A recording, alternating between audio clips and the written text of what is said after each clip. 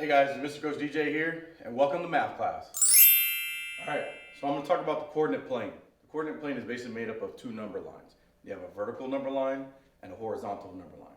So your vertical number line, right, up and down, okay? Your horizontal number line,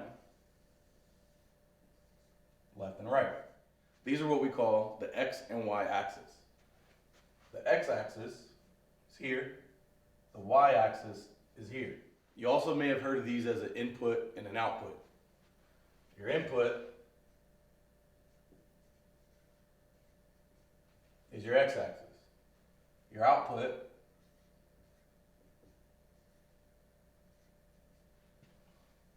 is your y-axis. These are used when you have a table.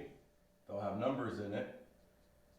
Your input will have a number, and your output will be the answer. I explained input and output in a separate video, but for today, we're just going to talk about the coordinate plane. So now that you have your x-axis and you have your y-axis, the place where they meet in the middle is what we call the origin. The origin has a value of 0, 0. So the x value and the y value are both 0. So the x-axis and the y-axis divide the coordinate plane into 4 parts. And these parts we call quadrants. You have quadrant 1, quadrant 2, quadrant 3, and quadrant 4. If you notice, it goes 1, 2, 3, 4, in a counterclockwise direction. Now these quadrants are represented by Roman numerals. Here's a little dad joke for you.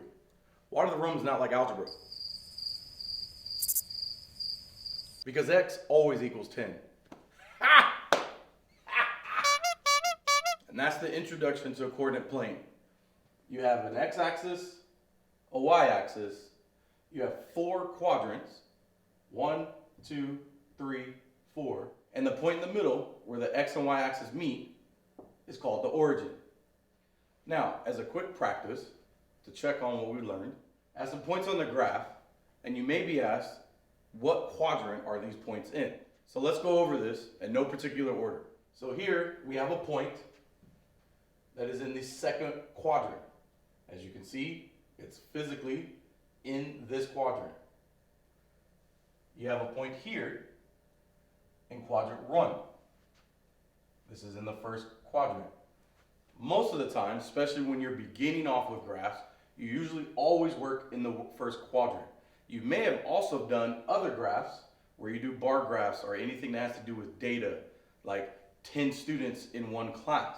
You typically would use just the first quadrant. You may have used this before and never realized you were actually using a graph, but you were just using quadrant 1.